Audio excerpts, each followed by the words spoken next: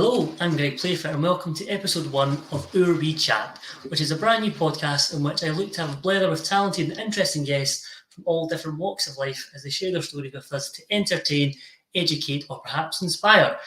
It gives me great delight in welcoming our first guest to this podcast, sports journalist and music fanatic Robbie Hanratty. Robbie, firstly, thank you for coming on, and most importantly, how are you getting on? Yeah, I'm doing really well, Greg. Really excited to be the first guest on this show and buzzing to just have a good chat about all things journalism and my life so far. Your life so far. So I'm hoping you're not going to be the last guest, but as I said, it's more down to my question rather than the guest itself. But for anyone that isn't aware, Robbie and I do know each other prior to coming on tonight. We have been on podcast before. We've been on the State of Scottish Football, which was a podcast that ran by the State of Mind team, who kind of bring you the Celtic podcast Axon. So Robbie and I must have met well over a year ago now. And although we've not kind of met in person, we've had a number of podcasts together and chatted afterwards in terms of after shows and beforehand and stuff. So yeah, we've kind of got to know each other over the last year, and as I said, hopefully in the not too distant future we'll meet up soon. As fate would have it, I'm going to Glasgow this week, but our paths won't cross, but I'm sure we'll catch up soon. But Robbie, so obviously I kind of alluded to that you are a sports journalist. How did you get into that? I'm just obviously we'll go into more detail, but what's it like? How did you get into it? Yeah, it's really funny. I always say that to people from a young age. Some people, and there's a lot of people I went to school with that just didn't really know, even when I was leaving in 4th, 5th or 6th year, didn't have a Scooby-Doo what they wanted to do with their career. But from a young age, this when it probably started, I was always going to the football as an Aberdeen season ticket holder with my dad and his friend, who we call Sailor Man, and we'd go to the pub or go to like a social club or the golf club before the games, an hour or two before, have a lunch and everything, and we usually watch the early kickoff. And they was always mesmerised by my knowledge of football and just like the players and stats and previous results and all that. And that was from like a very, maybe like 6-7 years old. So I got nicknamed, not just by them, but throughout their friend groups and family and everything, Stato. And then my grandma started calling me Archie McPherson, because every time I kept on coming round, maybe as I got towards like 10, 11 years old, it'd always just be ringing off all this like random football chat and just draining them out with Dawn's talk. But it was just, I was absolutely football obsessed and just loved. And this is probably before stats and everything were really prominent in the way football is now. It's all run by and driven by data. And I think that's just that passion for just Scottish football predominantly and supporting my team. I just always wanted to be involved within football. I wasn't really sure, to be honest, how to get into journalism, because and it's even not until recently I've realised how hard it can be getting into journalism and how lucky I am and fortunate to be in the position that I'm in. But I definitely think it's always been a passion, and I have to thank my mum throughout school. She didn't pressurize me to do subjects that like physics or science ones just so I could get an engineer job or whatever, if what might have been popular among other people living in Aberdeen and growing up in Aberdeen with the oil. I always wanted to do an English-based either writing or speaking about sport or analytics or something like that.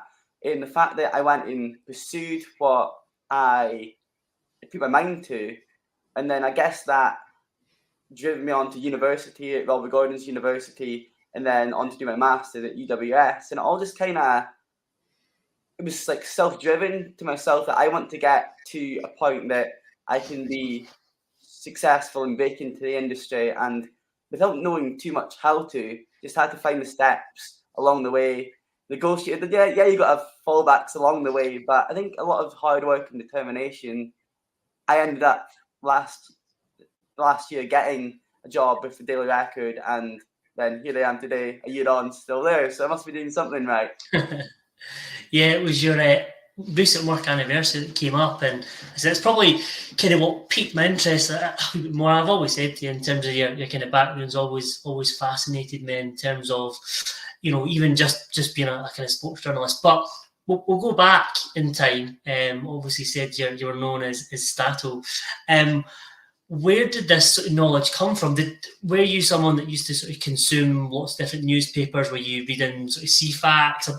Obviously, I'm trying to, don't want to age you in terms of your age, but from when I was growing up, it used to be sort of like CFAX and teletext that would get your information, or obviously the sports papers as well as Football Manager, Chat Manager. Is that something as well you played growing up?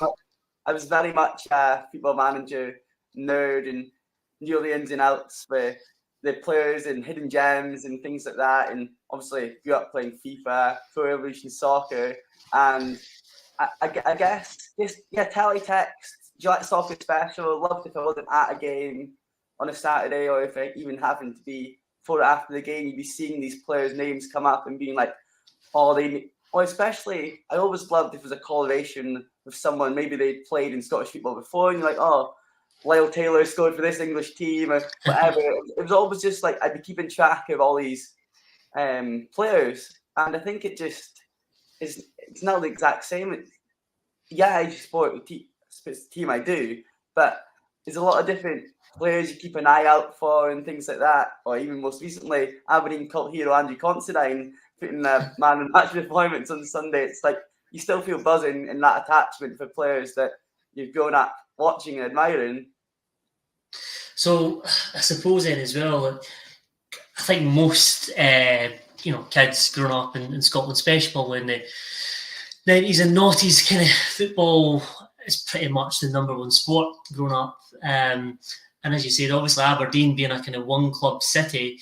Who were you said Andrew Constantine was one of your heroes growing up, but who else did you obviously go along to Pittodrie and have, I don't know, were you saying this player was born in here or he played for this club? But who were the sort of players that you were really interested in? And even people listening to this know me probably contradict me and say I've never called Andy Constantine a hero, but I've always loved Andy Constantine because he's lived the dream of being from Aberdeen and then doing what we'd all love to as football fans, growing up on the street with your mates playing football and then playing for the club you've grown up. But going to Pittodrie as a young age, I'll bring this back because I think I always tell folk it's the best start to following Aberdeen ever. My dad took me along.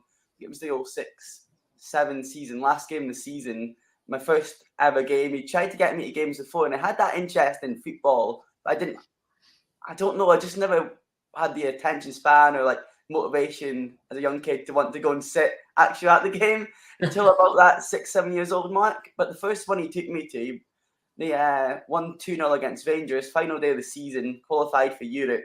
And I think it was Scott Seven Screamer that day as well. And the atmosphere sold out for Pittodrie.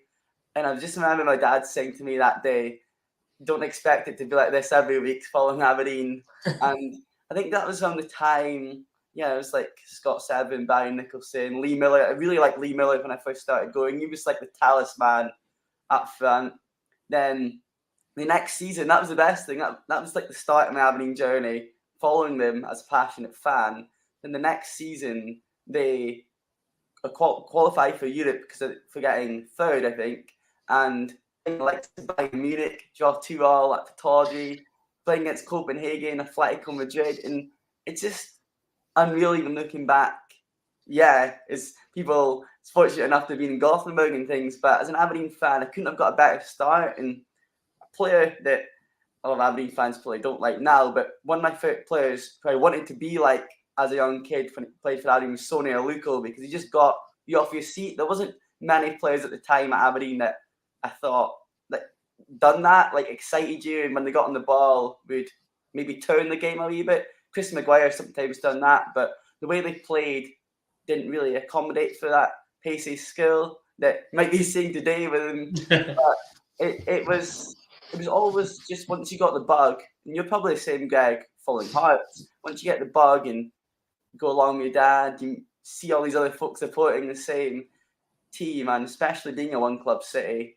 And I was lucky at my academy and everything that everyone was really Aberdeen supporters. I know throughout the country there's this problem that people should support the home team, people don't, etc. But luckily, I grew up at Cameron Academy, and it was very much like semi-finals, finals. There would be buses down to Hampden and everything through the football team and through the school, and it was very just much like you felt that sense of community. And I think that has always driven me on to, take a keen interest in Scottish football as a whole, but also be a mad Aberdeen fanatic.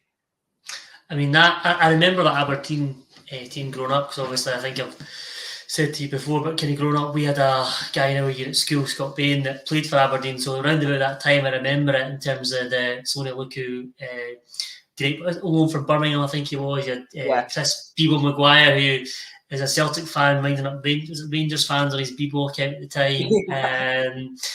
And then, it was a good. Obviously, years after that weren't so good. The Sigma Olmuk game as well. The kind of fashion was that. So you've kind of had to stand the test of time there as well. But so obviously, in terms of football, obviously, did you know then, kind of growing up, that you wanted to be involved in football, or was it just a case of, you know what, you love football, that's a real good interest, and in terms of schooling, you just want to just see what goes. I think you said earlier that you don't have a clue what you want to do, and I mean, I'm the wrong side of 30 and stuff like that at times. So what was it kind of, you know, obviously in terms of the sports journalism, did you go back and did you write reports or that, or did you know, especially come English exams or English essays or that, did you write about in creative writing at all about Aberdeen? Yeah, I think I enjoyed creative writing, and it's weird. I always had that ambition. I always know you get like careers advisors, and you had like PSC at school, in secondary school, and they get you to write down like ambitions and things like that. And I'd always put down like sports journalist, sports supporter, because what I also in that is a few interviews as things I've done through college and uni that I've been asked the same, and I've always said, being from Aberdeen, and love to be like Richard Gordon or Liam McLeod, because I really just love sports sound. I've grown up from, once I got a bit older and really understood and had an interest in radio rather than playing on the DS, it was like, I would love to be like that anchor speaking about the football on a Saturday. But then I did enjoy that.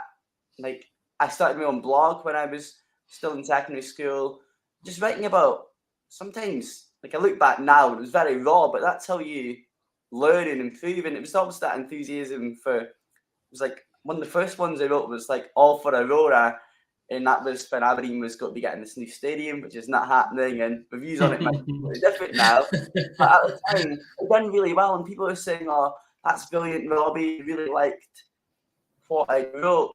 And what I've realised as well, I'm lucky. That'll sound cringy. I've had a lot of supportive people over the years who have, if I have done things or put on something on social media saying, "Oh, I wrote this," they won't take the time to read it and give feedback. Or say, "Oh yeah, that's great." And I know some of your family and fans might just say, "Yeah, that's great," but it does drive you on to be like, "Okay, I want to do more of this," and you try your hand at different types of features or want to be a bit more creative and all that. And I think it was modern studies and business are probably my better, like, I guess, subjects at school, but I always had that enjoyment for English and like studying, like writing creatively if we could, and had that freedom to just express yourself sometimes. And I think that's what I love even now, being involved in a newspaper. I do a lot of writing and attend press conferences, and I'm immersed in the field of Scottish football. But as I say about the sports sound, being that anchor or having my own column is something about just getting that own football views and everyone knowing that. Because if you mention sports sound, folk will be like, "Oh, bring back Richard Gordon," because he's had such a legacy. I feel like that's what.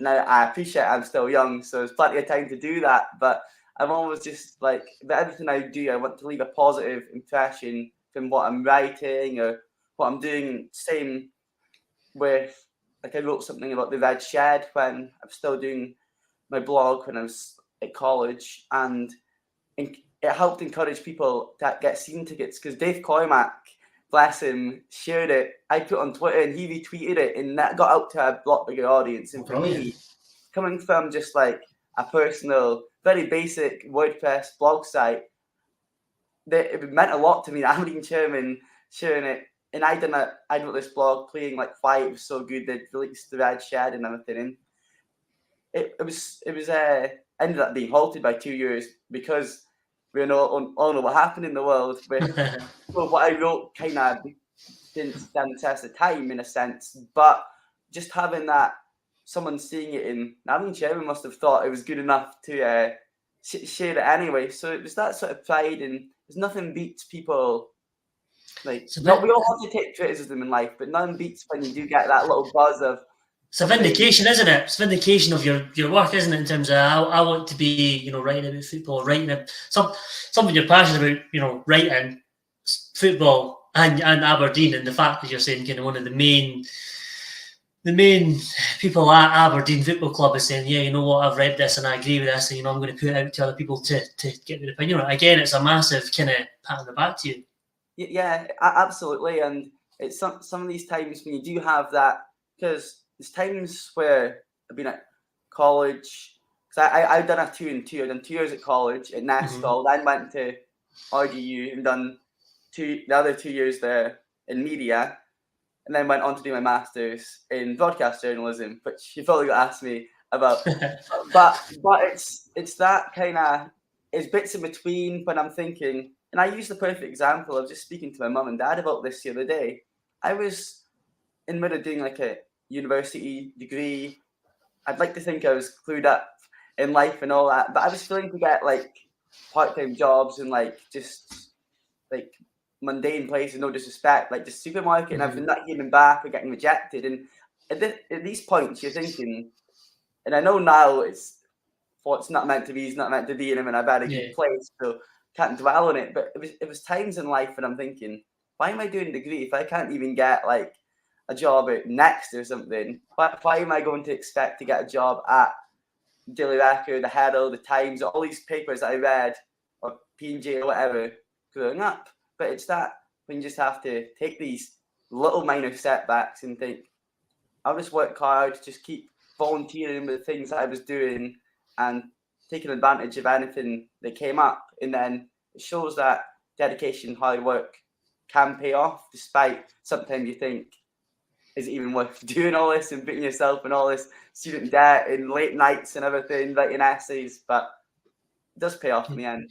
To give you some, I mean, I think we obviously, before we came on and started recording, obviously we were chatting away, and I was telling you around my sort of, what I do in my professional life in terms of working, and I work sort of in financial services and work in a bank. So to give you some sort of context of that as well, a couple of years ago, I had a sort of like a kind of team management role in terms of working at a call centre or back office environment. It's doing quite well, but I think it was a restructure of the usual kind of going from 8 jobs down to 2, and at the time I wasn't kind of permanent in the role, and then I had to return to a former role. And so obviously one of those where you apply for other jobs and trying to progress. I kid you not, Robbie, I had 20 interviews, not application, 20 interviews without success, right? And people will say, you must be really terrible interviews. Probably a lot of that, but some of the things as well, right, that I remember one day I went to 2 interviews in the same day, and kind of usually use the same examples, kind of competency-based. Give us a time when you've delivered excellent customer service, give us a time you've made a process improvement, etc., etc. So use the same examples in both interviews, right? And then I got feedback, didn't get either job, right? And one feedback from one person was, you're so shy and so timid and so, I couldn't see you doing some of this. Like, it's almost like you're lying a little bit.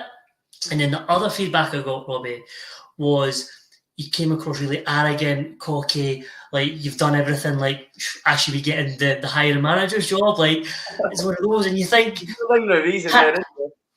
it's on the same day for literally like a team manager job in different areas in the bank.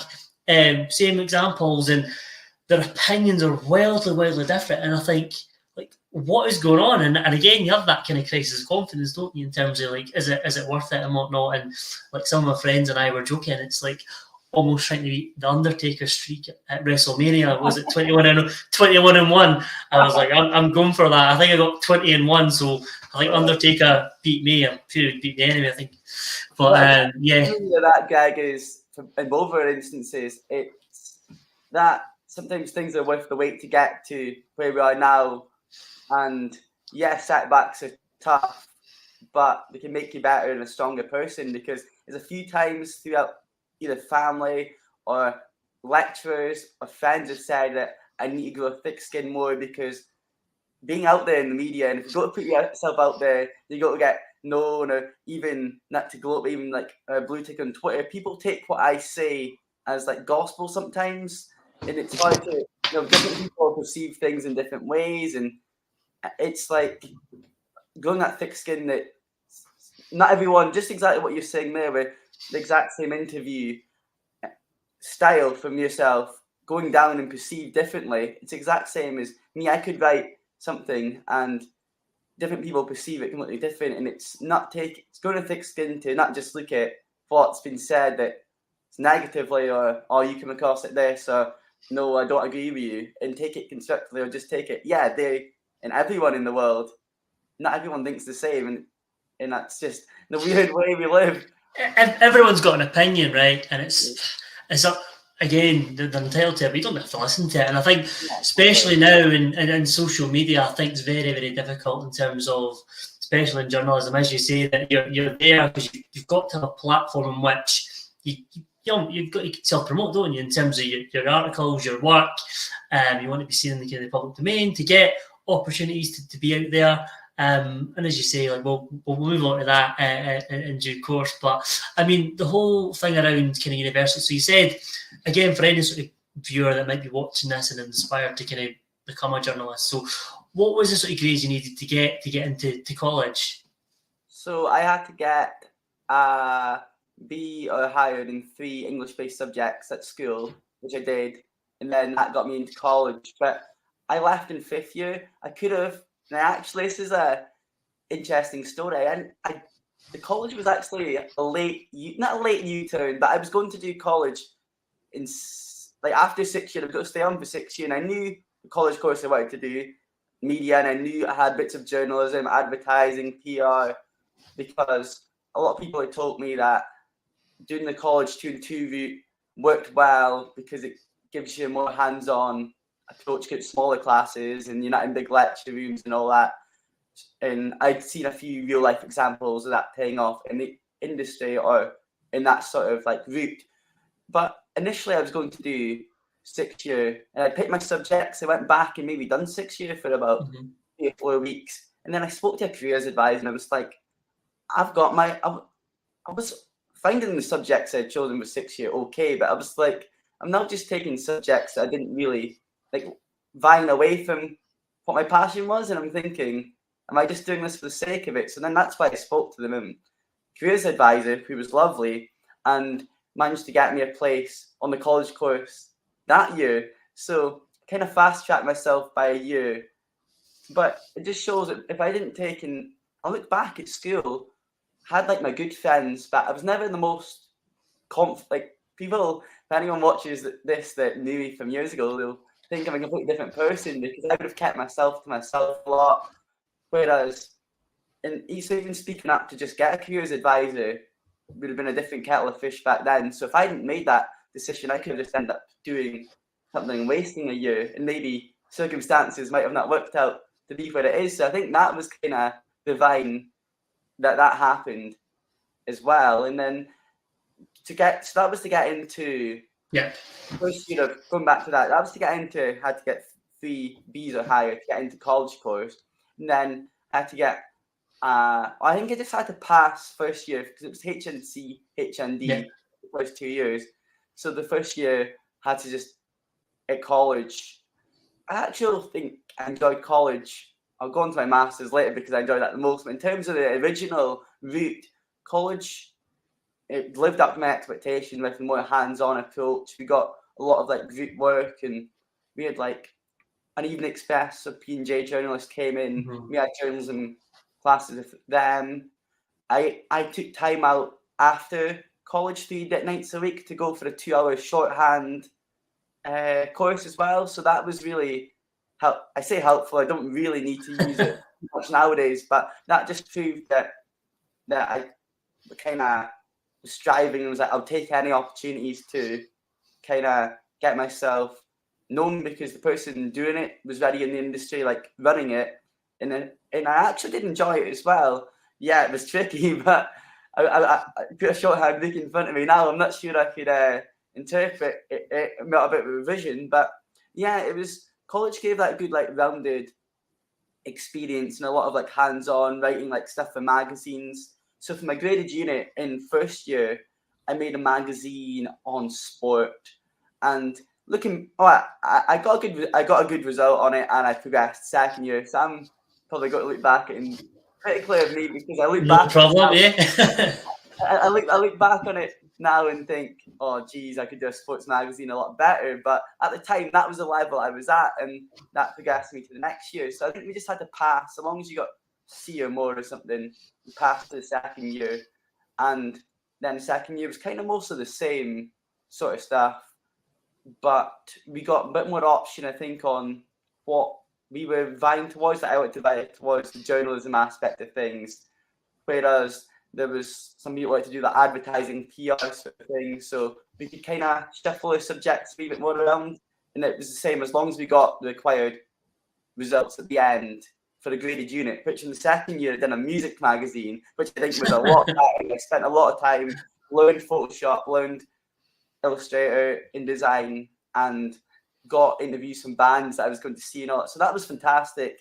And then I think, not to say it went downhill after college, but I was going from being on a high with thinking, yeah, I've got my HND. I've just spent a lot the last year really specialising towards the journalism aspect.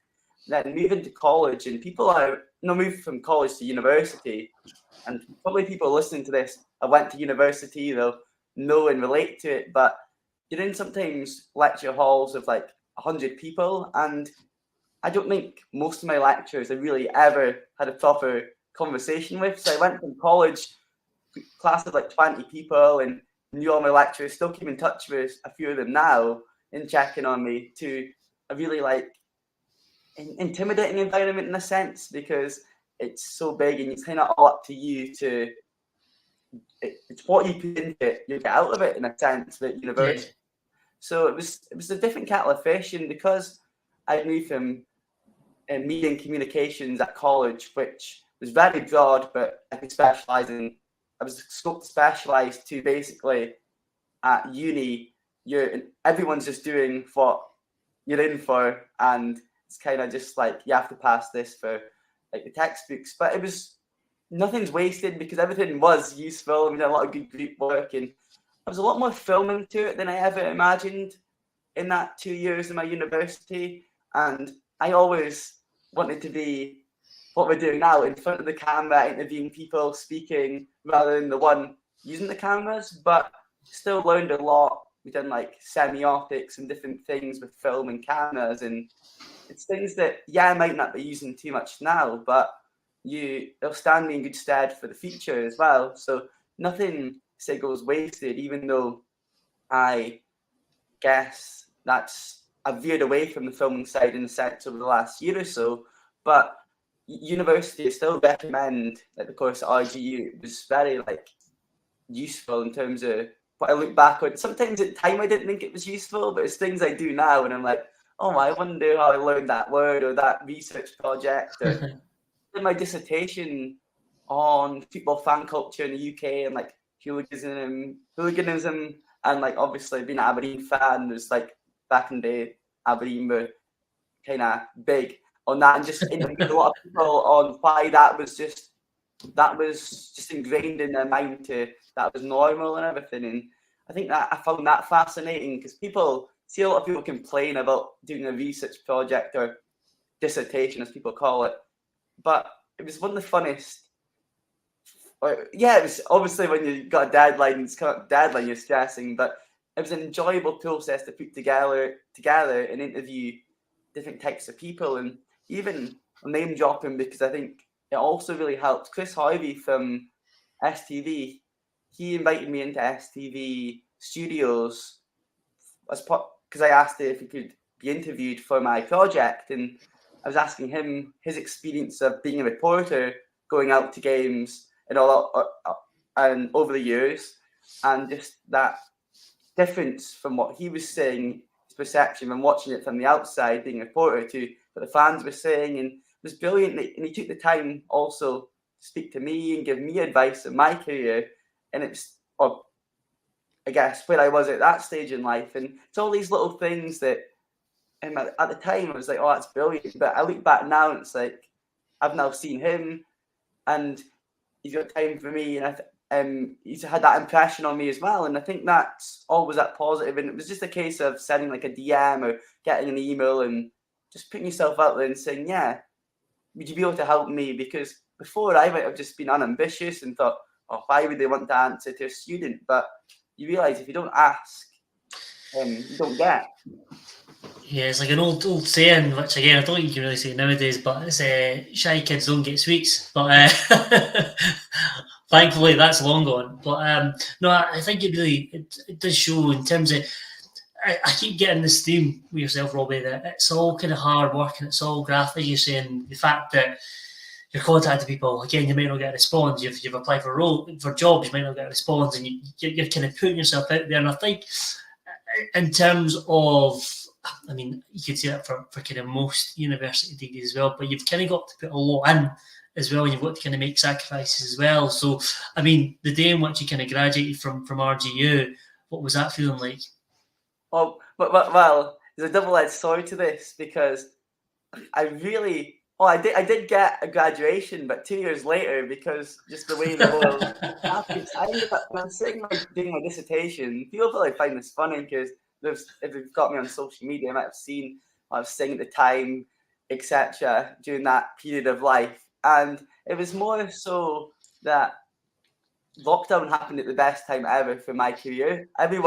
Most people absolutely hated it, but it was when I was doing my dissertation. So I went from being out with football all the time, or you know what university life's like as well. I was playing for the badminton team, so I was going up to a lot of socials, and as probably get into later, I love my music, and I've already alluded to. So I was going out a lot of time. I was studying at the library a lot, but I was also trying to balance that with uni lectures and trying to have a social life. But when the world locked down, other than going for a daily walk, it was more so like, yeah, I'm actually just going to put everything into this university work. And yeah, I think that was what is the theme of when I did get my graduation. It was just that relief that, yeah, it was so late of it actually happening, but just to get that piece of paper and awarded and be like, this is actually real. Because when you're either working from home and you're speaking to people online, or I finished up uni online, so I didn't get to properly say bye to really my cohorts, which was quite sad in a way. Like, we did, closer friends, have a little bit of celebration, but the way it should have been didn't happen. So it was kind of sad, but I think it made it all the sweeter when we did get that big celebration and graduation at the P&J Live in Aberdeen. It was just a really memorable day, and to have my mum and dad there as well, that was a really touching moment for myself as well.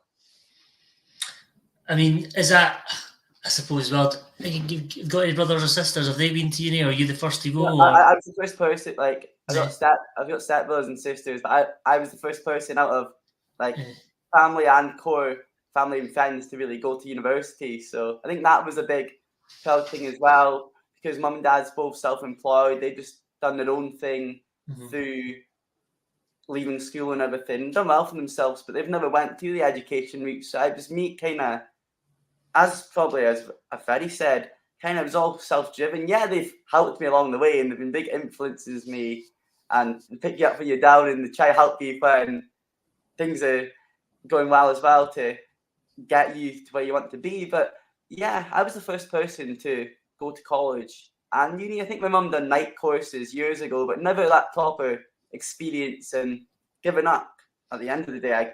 5 years of my life to it. Yeah, I mean, so both my parents never went to university. Both of them went to nursing. Eventually, my mum went to university, and my dad went to college as well. But yeah, I've still not been to college or uni yet. There is still time. You never know. But I know in terms of I think obviously parents want their kids and children to do best. So obviously I can imagine how proud they were, especially the fact that they were prolonged another couple of years to, to actually see the ceremony as well. Made that, as you're saying, all the sweeter. Yeah, absolutely. And sometimes I can be sitting in my room at my desk, or even now when I'm saying, oh, I'm working, I've done this article or whatever, it's sometimes not until they see me on like visual things like this, or I've been a few times been invited when the Euros was on last year to speak out Scotland on BBC Radio Scotland, and the pride they have for being like, oh my God, that's my boy, and it comes more real than me just telling them, oh, I'm doing this for uni, or sometimes I don't think, because they didn't have that experience and they haven't got that awareness, there's only so much you can tell them that they'll sink in and they'll understand or relate to. So it wasn't until like you're at that ceremony and the showing on the screen all like over the year of what's happened and all that in videos of students and all that, you kind of get that vibe of what's going on as well. And I think that was, and it was really nice, obviously, to see the people I hadn't seen in 2 years on that day as well. Because even though sometimes life moves on and new chapters start, that people, they've still been a big part in helped me, because you help each other, do a lot of group work and all that, especially because we were doing filming, even writing. We was often taking turns of someone be the editor, someone be the sub-editor, or someone's on features. Like we'd switch it up each week. So it was always working together. So it's little pointers, and it's even like when we've done podcasts together on the state of Scottish football, things I've heard you say or other people we might have co-hosted with say or do, approaches you take that little thing and you might use it for the rest of your life. And that's the exact same at university or college, as people sometimes can be just as influential as your lecturers if you use them well and you build out that rapport as well. I've never gave you any words of wisdom, so you well, maybe all the bad stuff you've learned from me, in fairness, Robbie. But I think obviously, as you're saying, had your graduation, it was a kind of 2-year delayed. But at what point did you think you want to go for a master's? And then those that kind of aren't in the know, masters is that's optional, is it? Is that something that everyone has to do if you want to be a journalist, or is that something that you decided, above and beyond, that you wanted to do? Well, it was because of this 2-year delay. It sounds stupid now going back. It doesn't sound stupid, but it's trying to explain to the listeners. So I graduated from RGU in 2020. But yeah, it must have been about September 2020. I didn't officially graduate then, but that's when I should have graduated. So that's when I finished.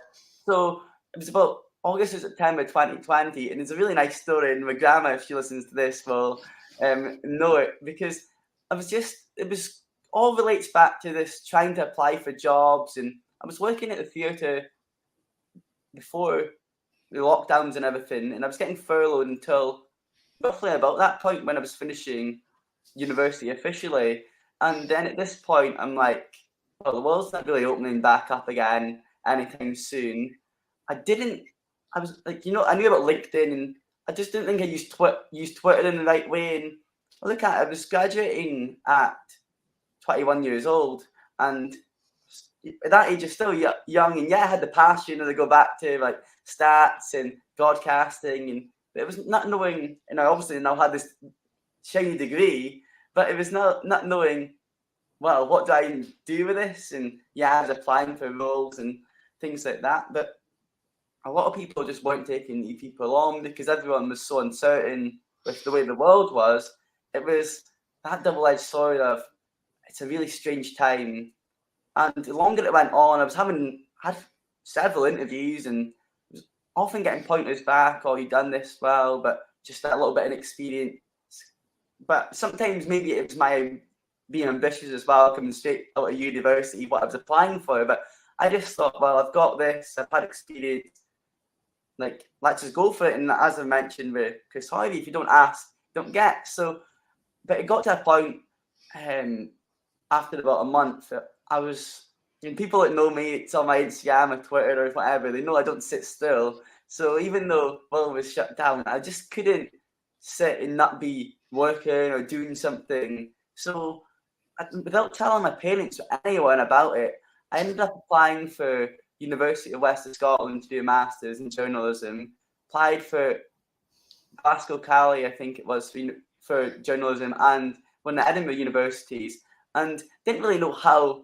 One, I was going to fund it, and or two, how it was all going to come about, or three, like even just what I was going to get out of it, other than just this idea in my head of, you get these nights of researching. I was looking at what was the best ways to get into journalism properly, what might help me, because I left uni with a degree and I learned a lot of skills, but 21 years old, I don't think until I decided to do that leap and do a master's that I was really at that level of, oh my God, I can be working for these newspapers or whatever. I still felt like there was that transition that I needed to do more, and whether that could have been what I would have done probably if it wasn't the world the way it was, and volunteered and get out and just do match reports at Highland League games or whatever. That's probably the route I maybe otherwise went down. But at the point, I was just like, I'm going to apply for these masters and then just see, chat to, if I get an interview, I'll chat and just find out what it's all about. And my initial one was with the Glasgow University in Glasgow, and I thought it went quite well, but it was so rigorous that it just nearly put me off. Of so much levels. I knew masters were tough and like the next level of education. And I look back at little 10-year-old me going to pathology and sitting with my dad and his pal. I wouldn't have thought about. I would have wanted to have done what I'm now doing, but I would have never thought I'd be smart enough. But when I was a kid, I associated university with really intelligent people, and I didn't see myself as just a sports enthusiast. We obviously clued up in a sense, but I didn't see myself doing a master's. So, and neither did my family, to be honest, when I tell you how it came about.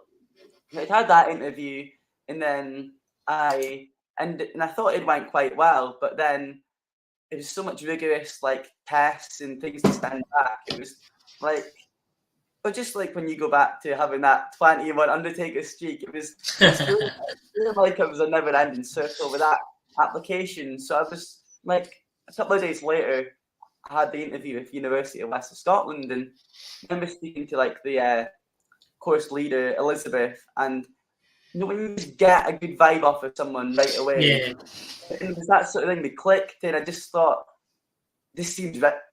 It just got that gut instinct that it seems right. But University of Western Scotland, my pal Abby had been to that university previously, who I'd been at college with, so I'd heard of it, but I'd never been in air in my life, being from Aberdeen. So I didn't know what it was like down there. It's lockdown. I don't know anyone down there. So it was just, at this point, the course, even though the world was in that place of uncertainty, the course was still going to be a hybrid of, you can get a small amount of people on campus to do this and that, but you'll be doing the rest from home. So I kind of had that, probably need to be down there as well. So it was a big thing to just decide. I was speaking to her about it all, and then I don't know if I had to go on to like UCAS or how we accepted it, but I remember just saying to my mum, can we go to my grandma's? And I think I knew it was the same day that my auntie and uncle and everyone was going over as well, and it was like I think it was late September 2020, and I'm just like, oh, I've got something to tell you, and I'm like, I've accepted a place for a master's course in air. And I just remember everyone's response, like, what? Like, my friends, I'll know that for me, that I'm such a I'm a proud Aberdonian. I wouldn't say a home bird because I love going places and exploring, but they always seen me, and one of my friends said it at the time, he thought I'd be the last of a friend group to leave Aberdeen because I was always out in Aberdeen, always at the games, season tickets. We thought I would want to leave that all behind.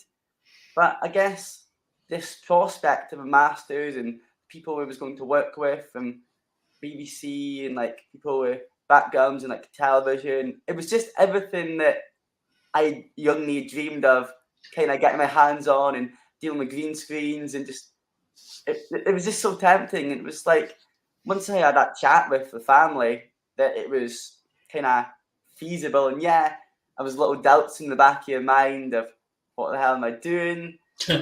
We're trying to get accommodation down here. There was some bumps in the road along the way as well.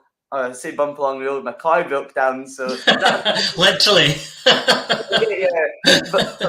But there was all that, but I can look back and I'll tell this story where it's now 2 years later. I'm still down there where that journey begun. So it all worked out in the end. So that's what I'd say for anyone listening to this that probably maybe indecisive about taking a leap of faith, that sometimes it's worth it, because obviously there's times that it's lockdown and everything, so it was lonely when I first moved down, because other than uni, couldn't go for a pint with your course mates, you couldn't have that proper like interaction. But that's what, and I might steal a question from you here what I might say, but that's what got me with that masters and ending up accepting that, it all working out with a family chipping in and helping me to get and do what I wanted to do in that sense, to get, once I persuaded him that yes, once I do this masters, I'm going to be like, I kind of, that gave me that, I think this is going to be the key to what I need, where I need to be, sort of thing. And that was more after speaking to Elizabeth. So just showed that her pitch to me for doing the course really worked, because I was just so like, yeah, I'm going to be a TV star. I don't know what I thought, but I was like, everything they explained I was going to do in the course was everything that I thought, this sounds industry standard.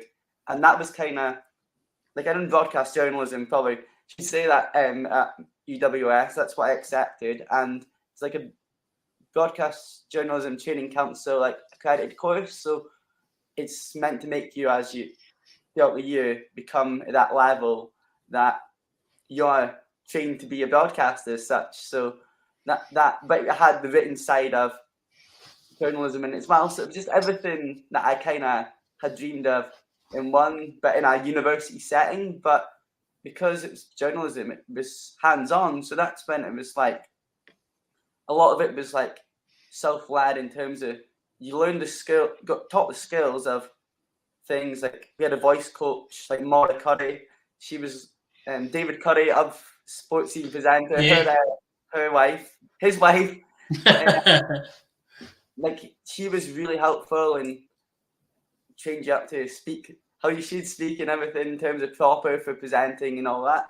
And it's little things like that that I took away. And when an opportunity came up, we had to, throughout the year in Masters, do, I don't know how much minutes, but I was a certain, no, how much hours, but there was a certain criteria of hours that we had to do of like placement.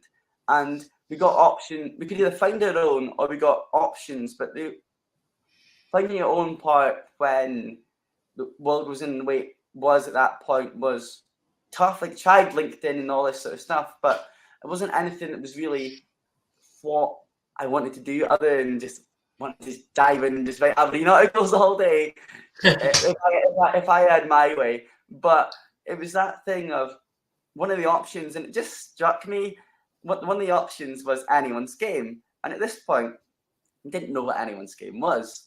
So we went on like a Teams call or something, and then it was Andrew Selfrick from BBC, fellow Dons fan, who was like, whose project it was, and it was about women's football. And 4 or 5 years prior, 2017 I think it was, I'd been in Utrecht for the Scotland v England Women's Euros. Yeah. And seen that game, the Old Enemy women's game over in the Netherlands, and I'd really enjoyed myself, met amazing people, and just felt that community. Yeah, it's a lot, and it's grown a lot since 2017, but back then it's even smaller community of people, but just really enjoyed it. But I never gave it much thought after that, and probably also because of that lack of media coverage, didn't really see it in the spotlight. So it comes to like get that pitch for Anyone's Game, and I say, yeah, I'll get involved. And I remember it was only about 2 weeks into my masters, and they're like, would you want to go to a game, like a women's game, for Anyone's Game? Because that's what it was doing.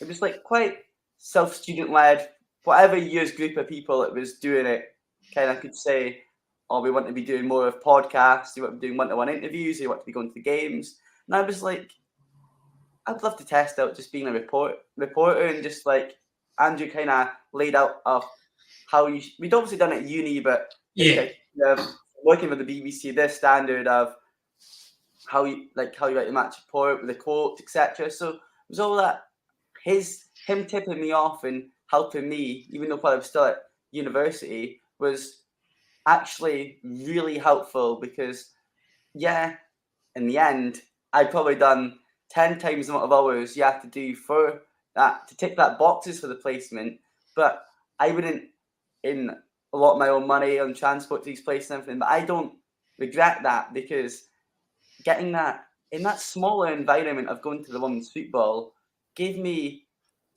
I'll use a good example. If I'm on a press conference for a men's top team, you're lucky if you get to ask one question because it's so saturated.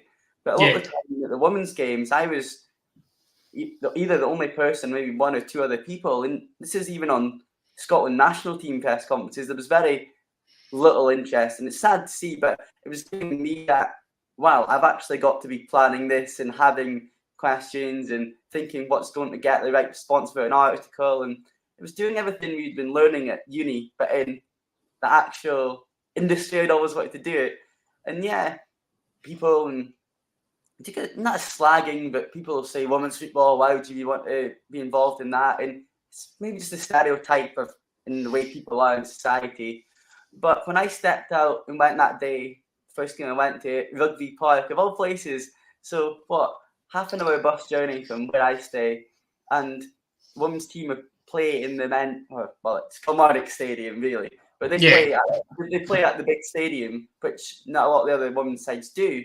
So that appealed to me, because it was like, I'm going to get that experience of sitting in, it was during COVID time, sitting in a box and all at the back of the stand on my own, and there was no fans or anything because it was still COVID times and no one was allowed in. And I felt so privileged sitting in the back of the stand with my laptop and then getting that top of interaction. I feel like the people in women's football just appreciate that interest from you and that questions and everything a wee bit more, because see some examples. I think it was a West Ham player yesterday. It was like the worst interview ever, because he just went over and gave the answer in like 10 seconds. And I felt with women's football that people actually cared, and because they didn't get a lot of attention, that they enjoyed that interaction. And even the managers would, even during an unprecedented time, they'd always have time to even integrate you into the group after the game as well. So I think that just sparked my interest completely in women's football. And I went from being like a new student to, and was folk had already been at anyone's game, and it was Andrew's baby, and it suddenly I don't actually even know what came about, but I just ended up being that. Me and Kenny, I'll name check Kenny, because to be fair, he was a great co-host as well. But it was like, and that came about as well because everyone else had paired up from that Teams call because they knew each other already. Because no one else in my masters actually had signed up to. They hadn't picked, because there was 5 or 6 options. They hadn't picked that anyone's game option. They picked other ones. Yeah. So the people in anyone's game could have been people from throughout uni that's doing journalism from 1st to 4th year. So they'd all teamed up to kind of do their own thing. So it was just me and this guy Kenny left, and I think he phones or gets his email or something one day, and I think he just phoned me and saying, I think it's just us left. What are you thinking of doing? And I didn't know what this 30-year-old guy or something's waiting for me. I was a bit like, okay. And then we ended up meeting for like a pint one night and just going over our plans. And it's amazing how then we ended up doing a weekly, sometimes twice a week, like getting to know you and getting different players on and getting their background and like co-hosting. Probably done that for like a year. And that was all just driven through passion. That side of things probably wasn't too part of what the criteria for my course was, or even what anyone's game was thinking about doing, because they was more doing newsletters and like more written stuff. But it was just like we done a few, and it was getting really good interesting things and like ultimate five-a-side teams and players, and other people was enjoying it. So what else if you're living down on your own, having that like passion bit of community as well, isn't it? In terms of, as you're saying, living on your own, being down there, you've kind of got this common ground of women's football that you're both passionate about it. Again, it's for your studies, but it's also kind of to kind of keep you motivated during, as you're saying, being alone, isolated from home.